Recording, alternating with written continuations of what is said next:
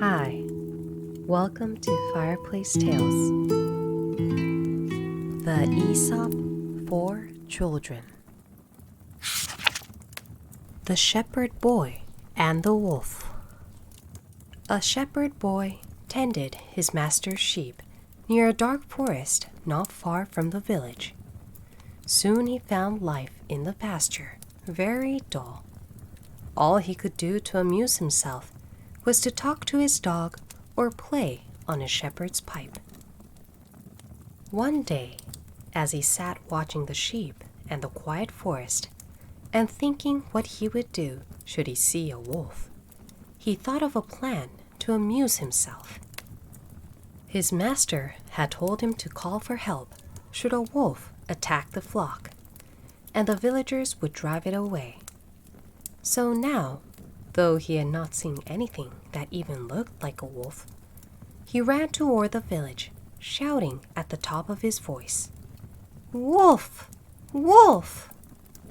As he expected, the villagers who heard the cry dropped their work and ran in great excitement to the pasture. But when they got there, they found the boy doubled up with laughter at the trick he had played on them. A few days later, the shepherd boy again shouted, "Wolf! Wolf!" Again, the villagers ran to help him, only to be laughed at again.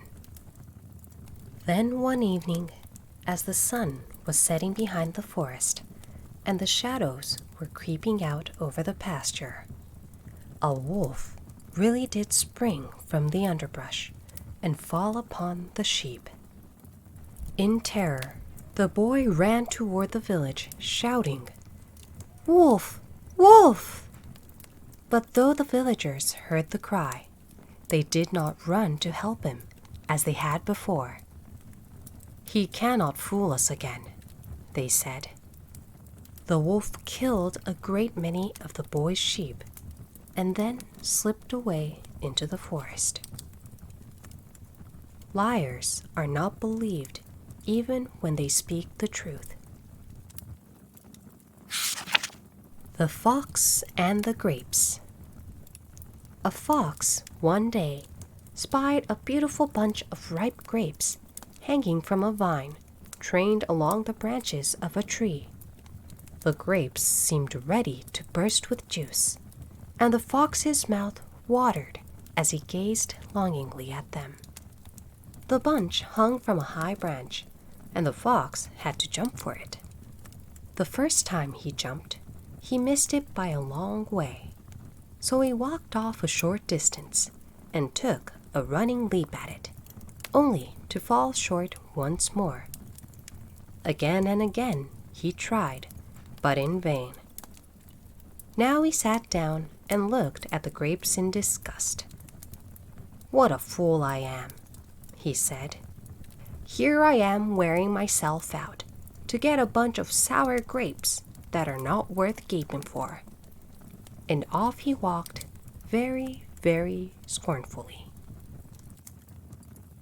There are many who pretend to despise and belittle that which is beyond their reach. The Tortoise and the Ducks. The tortoise, you know, carries his house on his back. No matter how hard he tries, he cannot leave home. They say that Jupiter punished him so, because he was such a lazy stay-at-home, that he would not go to Jupiter's wedding, even when especially invited. After many years, Tortoise began to wish he had gone to that wedding, when he saw how gaily the birds flew about, and how the hare and the chipmunk and all the other animals ran nimbly by, always eager to see everything there was to be seen. The tortoise felt very sad and discontented. He wanted to see the world too, and there he was with a house on his back and little short legs that could hardly drag him along. One day he met a pair of ducks and told them all his trouble "We can help you to see the world," said the ducks. "Take hold of this stick with your teeth, and we will carry you far up in the air where you can see the whole countryside. But keep quiet, or you will be sorry." The tortoise was very glad indeed. He seized the stick firmly with his teeth. The two ducks took hold of it, one at each end, and away they sailed up toward the clouds. Just then, a crow flew by. He was very much astonished at the strange sight, and cried, "This must surely be the king of tortoises." "Why, certainly," began the tortoise. But as he opened his mouth to say these foolish words, he lost his hold on the stick, and down he fell to the ground, where he was dashed to pieces on a rock. Foolish curiosity and vanity often lead to misfortune. The Plane Tree. Two travelers, walking in the noonday sun, sought the shade of a wide-spreading tree to rest. As they lay looking up among the pleasant leaves, they saw that it was a plane tree. "How useless is the plane," said one of them. "It bears no fruit whatever, and only serves to litter the ground with leaves." "Ungrateful creatures," said a voice from the plane tree. "You lie here in my cooling shade, and yet you say I am useless. Thus ungratefully, O Jupiter, do men receive their blessings." Our best blessings are often the least appreciated. Mercury and the Woodman. A poor woodman was cutting down a tree near the edge of a deep pool in the forest. It was late in the day, and the woodman was tired. He had been working since sunrise, and his strokes were not so sure as they had been early that morning. Thus it happened that the axe slipped and flew out of his hands into the pool. The woodman was in despair. The axe was all he possessed with which to make a living, and he had not money enough to buy a new one. As he stood wringing his hands and weeping, the god Mercury suddenly appeared and asked what the trouble was. The woodman told what had happened, and straightway the kind Mercury dived into the pool.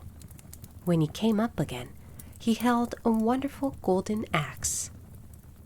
"Is this your axe?" Mercury asked the woodman. "No," answered the honest woodman. "That is not my axe." Mercury laid the golden axe on the bank and sprang back into the pool. This time he brought up an axe of silver. But the woodman declared again that his axe was just an ordinary one with a wooden handle. Mercury dived down for the third time, and when he came up again, he had the very axe that had been lost. The poor woodman was very glad that his axe had been found, and could not thank the kind god enough. Mercury was greatly pleased with the woodman's honesty.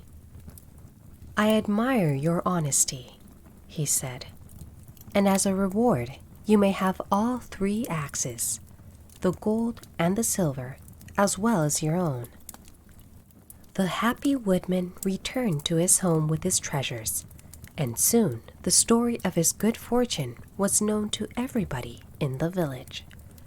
Now there were several woodmen in the village who believed that they could easily win the same good fortune. They hurried out into the woods, one here, one there, and hiding their axes in the bushes, pretended they had lost them. Then they wept and wailed and called on Mercury to help them. And indeed, Mercury did appear, first to this one, then to that. To each one he showed an axe of gold, and each one eagerly claimed it to be the one he had lost. But Mercury did not give them the golden axe. Oh no, instead he gave them each a hard whack over the head with it and sent them home. And when they returned next day to look for their own axes, they were nowhere to be found. Honesty is the best policy. Thank you for watching.